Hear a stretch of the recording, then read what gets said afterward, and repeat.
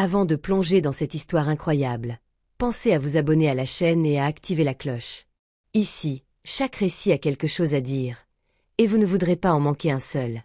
Ania Volkova était née dans le petit village de Zimovsk, blotti au creux des forêts noires de l'oblast de Kirov, là où l'hiver n'était pas une saison mais une souveraine. Le vent y hurlait entre les maisons de bois fendillées comme une vieille bête affamée, et la neige couvrait les routes pendant 8 mois de l'année, ensevelissant les espoirs sous une chape blanche et silencieuse. Dans ce monde gelé, la vie s'accrochait aux murs en torchis, aux poêles à bois, aux mains crevassées par le froid. C'était une Russie oubliée, sans gare ni école décente, où les enfants grandissaient plus vite que leurs rêves. Ania avait vu le jour un matin de janvier, lors d'une tempête si violente que même les cloches de l'église avaient cessé de sonner. On disait que ce genre de naissance portait malheur. Et lorsqu'on découvrit, quelques mois plus tard, que ses yeux d'un bleu troublant étaient aveugles, la rumeur se fit certitude. Une fille sans regard, c'est un présage, pas un enfant. Mais Ania, malgré les murmures, grandit. Sans lumière, elle avait appris à percevoir le monde autrement. Le craquement du bois humide, le sifflement d'un samovar prêt à bouillir, le pas lourd d'un voisin fatigué. Elle reconnaissait les gens à leur respiration, sentait la colère avant qu'elle n'éclate, devinait la neige avant même qu'elle ne tombe. Sa vie était une danse muette entre les murs de leur maison, avec les yeux clos mais les sens en éveil. Sa mère, Ludmila Volkova, n'était plus qu'un spectre de femme. Avant, disait-on, elle avait eu de la beauté et de la grâce, et même un rire clair comme l'eau vive. Mais la mort de son mari, emportée par un éboulement dans la mine de charbon de Tchistopol, l'avait brisée. Depuis, elle ne vivait plus, elle survivait. Elle fumait des cigarettes bon marché, buvait de la vodka coupée, et grondait comme une bête blessée. Chaque soir, elle rentrait ivre, titubant à travers la cuisine où Ania s'affairait en silence.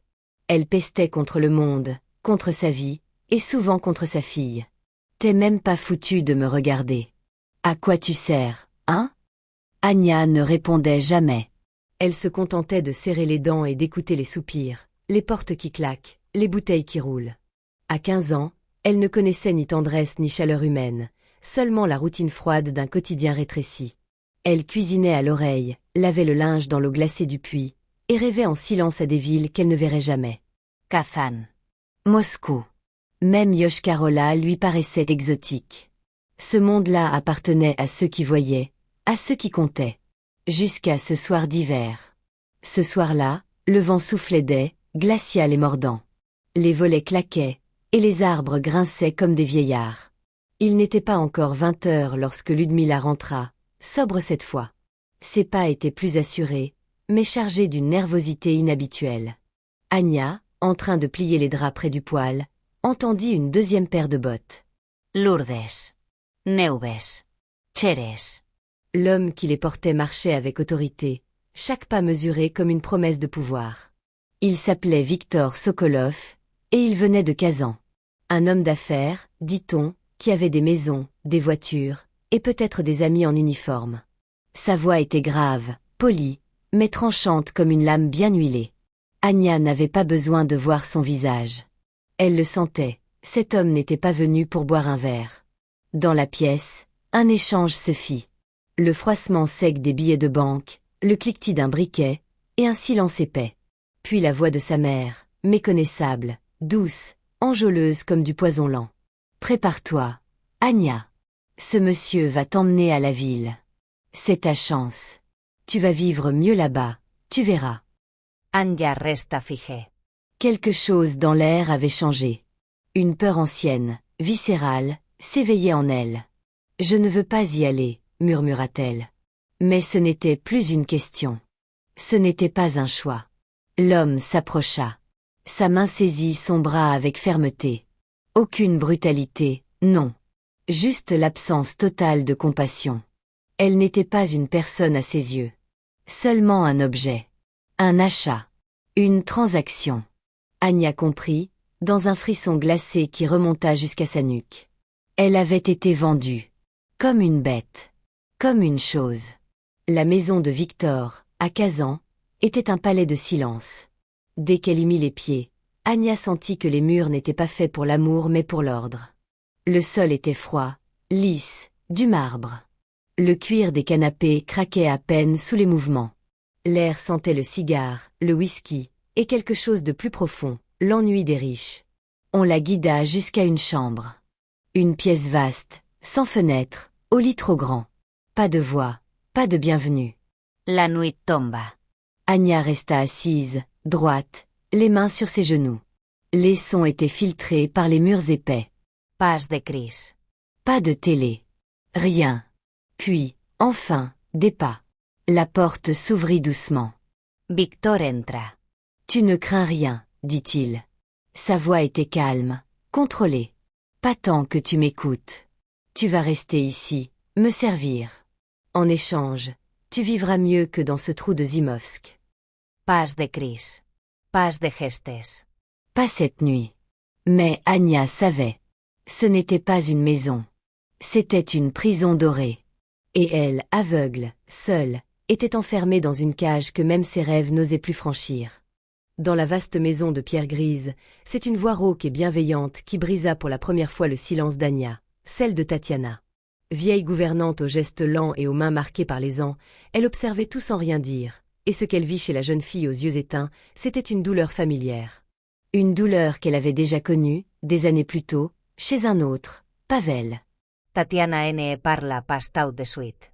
Elle laissa d'abord le temps faire son œuvre, puis, chaque jour, elle déposa en Anya des miettes de savoir. Elle lui apprit à lire en braille, non pas avec impatience, mais avec une infinie délicatesse, comme on façonne une œuvre fragile.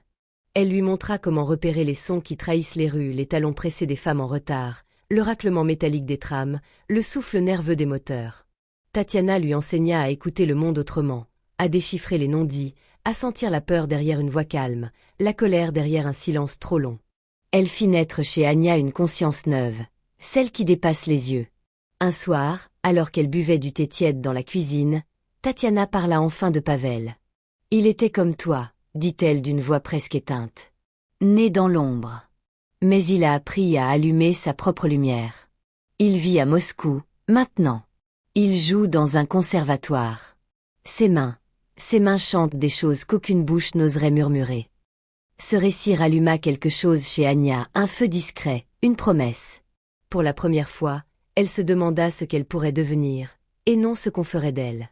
Un après-midi où la neige couvrait la ville de son manteau étouffant, Anya, explorant la maison, découvrit un escalier en colimaçon menant au grenier. Là, dans une pièce abandonnée, se trouvait un vieux piano à queue couvert de poussière. Le bois craquait, les cordes frémissaient au vent, mais l'instrument vivait encore. Et Anya, guidée par un instinct ancestral, posa les doigts sur les touches. Elle n'avait jamais joué. Elle ne connaissait ni solfège ni mélodie. Mais il y avait, dans chacun de ses gestes, une mémoire enfouie, une voix qui attendait d'éclater. Les notes jaillirent comme des larmes contenues trop longtemps. Ce rituel devint son refuge. Chaque nuit, tandis que les volets de la maison claquaient dans le froid et que le silence descendait comme un drap sur les couloirs vides, elle montait au grenier. Elle jouait sans relâche, les yeux fermés, le cœur ouvert, le corps vibrant. Un soir, Victor monta sans bruit. Il resta à l'ombre, la regardant. Ou plutôt, l'écoutant. Il ne comprenait pas. Il ne savait pas ce que cette musique réveillait en lui, mais il en sortit troublé, inquiet, presque ému et cela, il ne se le pardonna jamais. Tatiana, elle, sentait que le temps pressait. Victor devenait instable, nerveux. Son pouvoir sur Anya s'effritait, et il le sentait. Il ne l'avait jamais frappée ni violée, mais son emprise était une prison invisible, aussi cruelle qu'un coup de poing. Alors, une nuit d'orage, elle tendit à Anya une enveloppe. À l'intérieur, une adresse griffonnée, quelques billets, un plan. « C'est l'heure », dit-elle. « Va à Moscou. » Pavel Teaten. Il n'a jamais oublié ce que c'est, d'être une proie. Elle lui donna un manteau de laine râpée, des bottes trop grandes, et la mena jusqu'à la gare, en silence. Anya monta dans le train comme on monte sur un fil, entre vertige et espoir. Moscou. Une ville qui ne dort jamais. Un animal de verre et d'acier. Elle la sentit avant de la comprendre. Les sirènes, les voix étrangères, les odeurs de carburant, de neige fondue, de parfums luxueux et de crasses dissimulées. Elle erra, tremblante, jusqu'au conservatoire indiqué. Là, un jeune homme à la chevelure désordonnée l'attendait. Il tendit la main. Elle ne vit pas son sourire, mais elle l'entendit. « Tu dois être Anya. » Entre. Lorsqu'elle joua pour lui, Pavel eut les larmes aux yeux. Il ne dit rien, mais il comprit. Il la logea, l'aida à s'inscrire à l'École nationale de musique pour non-voyants. Là, Anya trouva sa voix. Elle apprit les gammes, les accords, l'harmonie, mais surtout, elle apprit à s'écouter elle-même. Les années passèrent. Elle donna des concerts dans des cafés, puis dans des auditoriums. Son nom circulait, murmuré avec respect. Ses mains racontaient la douleur, la survie, l'amour, la rage. Victor, lui, n'avait pas oublié. L'idée qu'Anya lui ait échappé lui était insupportable. Elle n'était plus sa possession, et cela, pour un homme comme lui, était un affront. Il engagea des détectives, tenta de faire pression, d'acheter son silence. Mais Anya n'était plus une enfant muette. Quand il tenta de la faire taire, elle parla. Devant les caméras, entourée d'avocats, Anya raconta tout. Elle parla de Zimovsk, de la vente, de la captivité, du piano au grenier, de la fuite. Sa voix, ferme, tremblante parfois, résonna dans tout le pays. Elle brisa le silence.